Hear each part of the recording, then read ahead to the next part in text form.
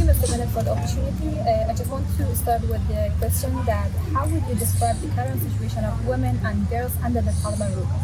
Well, thank you for the opportunity to have this interview and for your question. I have been studying the situation of Afghan women and girls under Taliban rule now for nearly 4 years. And the situation is continuing to deteriorate. Even 2 years ago, I talked about the situation of repression, exclusion, segregation and discrimination amounting to the crime of gender persecution. Then last year, they introduced the law on vice and virtue. And this year, they have continued to crack down and implement it further. And I have also supported the codification of a new crime called gender apartheid as part of the Crimes Against Humanity Treaty.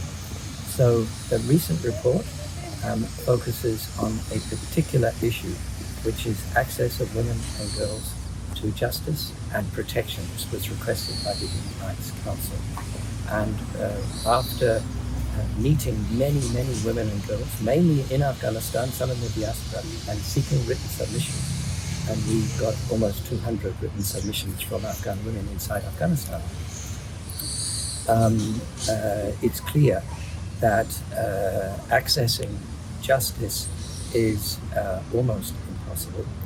All of the women judges have been removed, and women lawyers are not able to openly appear on behalf of their clients, except in very few cases.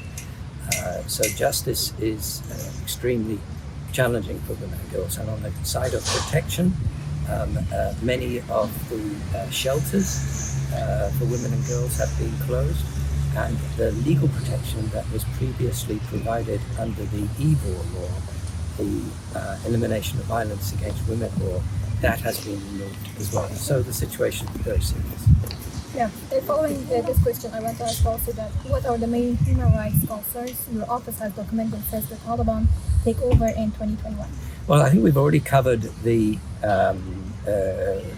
really main one, which is the complete erasure of women and girls from public life, from education, partial erasure from employment, and a lot of restrictions, especially on movement without mahram. But there are many other very big concerns that we have. There's a lot of discrimination and pressure on marginalized groups. This covers groups like the LGBTQI community, and in particular ethnic and religious marginalized groups, including Shia Hazara, also ethnic groups Uzbeks and Turkmen. Also, there's been pressure, not necessarily on those grounds, but because of their history on Panjshiris. So there's a lot. And then we come to the discrimination and pressure on civil society and the media. So the space for civil society to operate has shrunk. It's not allowed. The media is very much restricted. Journalists have been detained. There is a lot of censorship and self-censorship.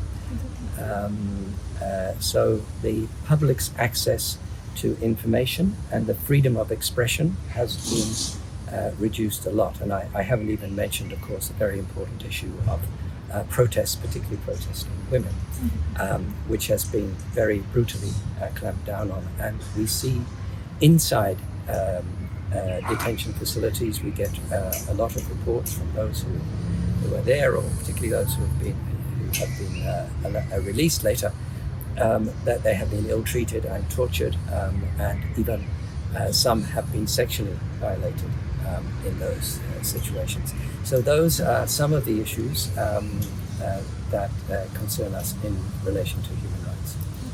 Thank you. As a Special Rapporteur for United Nations, I want to ask you that has the United Nations had any meaningful engagement with the Taliban regarding the women's rights and civil liberties? Yes, there's of course UNAMA. UNAMA is present in Afghanistan, not only in Kabul. It has around 8 offices in different parts of Afghanistan. And they engage with the Taliban on human rights and women's rights.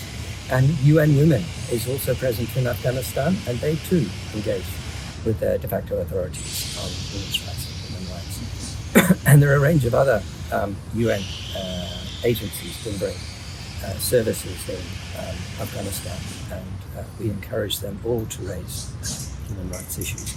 I too raise it with the Taliban, and as you know, the Taliban have now not given me a visa, but every time I'm doing my research, I have been sending a letter to the Taliban asking them to contribute, asking them questions, and when I've done my draft report, I send them a draft to comment on, but they're choosing not to comment. But I continue my side of the deal, where I'm doing what I should do according to the rules, but they are not being cooperative, even though the mandate of the Human Rights Council requests all parties to cooperate with Special Rapporteur. Quite a good topic. I was asking also about your visits to Afghanistan. How do you plan to visit Afghanistan since they are not? Yeah, at the moment I'm not able to visit. I would like them to change their policy because I think they lose more than I do. I am still able to collect a lot of information because brave Afghans are able to speak to me or provide me or my team with information. However, we protect their identity absolutely, and because they're taking a risk. But there is information available. It's not easy to do. It would be much better if we had a dialogue, and I'm open to resuming the dialogue. I never stop the dialogue, and they may not agree with my reports. I think you'll find that in most countries, that where there are special rapporteurs or commissions of inquiry, the country concerned doesn't usually agree with the report. But that's fine. We can disagree and we can still have discussion. So I hope that on their side they will reconsider and restart our dialogue. Yeah. Regarding the Afghans that you have their testimonies and videos, how you and your office ensure the safety and the confidentiality of the Afghan individuals who provide you these testimonies? Yeah, that's really important because the first principle is to do no harm. And we will not reveal or disclose any identifying information about anyone who cooperates with us. And we do not share their information with anyone else without the individual's fully informed consent. Thank you. And I want to point to the topic that was very, very talked in the session as well by the other states. That do you believe the Taliban can be held accountable through the international legal mechanism for right violations? Yes, probably not tomorrow, but eventually. And I think that's what I said in the bigger meeting. It will take time, but yes. Already there are arrest warrants have been requested by the prosecutor of the International Criminal Court. Second, there is a case that's been started by 4 countries regarding violations of the Convention on the Elimination of Discrimination Against Women, which may end up in the International Court of Justice. There's also the possibility of what is known as universal jurisdiction cases. That is, cases that individual countries can use to prosecute. Now, I do want to make the point that we should not forget that Afghanistan has had a very complex and challenging human rights history. Human rights violations did not start in 2021. and all those who are responsible for violations should be held accountable. So I do not point the finger only at the Taliban or only at ISKP. I think all parties to the conflict, which is going on for more than 40 years, should be held accountable, including the Republic, which was, as we know, a corrupt government, and which, although it made advances, had significant weaknesses as well. And the countries that were fighting in Afghanistan, that intervened in Afghanistan, they are also should be held accountable under international law, under international humanitarian and human rights law. So I want to continue my question by this question. What is your perspective on the future of the Taliban in Afghanistan? We don't know. It's for the Afghan people to decide their own future. What we can do with in the international community is stand up for human rights, because the future of Afghanistan, I believe, will depend partly on respect for human rights in the long term. But the Afghan people who are fighting for their human rights, and especially women and girls who are fighting for their rights, deserve the support of the international community, because currently, as has been made clear in my report and in the statements of the different countries in the Human Rights Council today, they are blatantly in violation of the international obligations. And although they are not a recognized government at the UN, because they are de facto authorities, they have inherited the obligations of the state to the human rights treaties that Afghanistan has signed in the past. Okay. So I want to also ask a question about the Mosaic Plan of the United Nations. Could you explain the United Nations Mosaic Plan and its intended goals? Yeah, sure. Well, first of all, I'd like to say the Mosaic Plan is not something I'm involved with. It has been explained to me by those who are leading on it, but there was a report requested by the Security Council called an independent assessment of the international community engagement in Afghanistan. And that report was delivered in late 2023 and resulted in a Security Council resolution at the end of that year.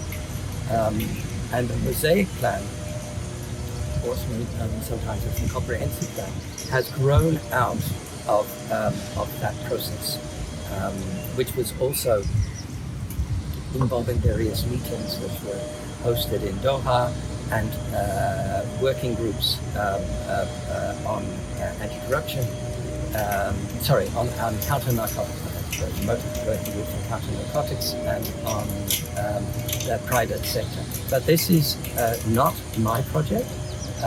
It's a project of the members of the Doha process, supported by the UN Department of Political and Peacekeeping Affairs and UNAM.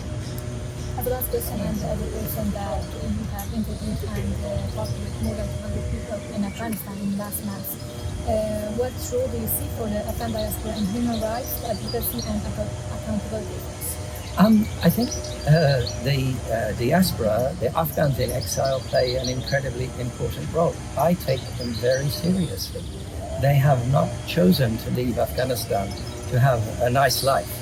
They have been forced to leave Afghanistan because of their identities. That is because they are women, or because they are from a minority group or marginalized group or otherwise vulnerable, or they've left because they were standing up for their human rights and they have become targets. So they are a very important stakeholder.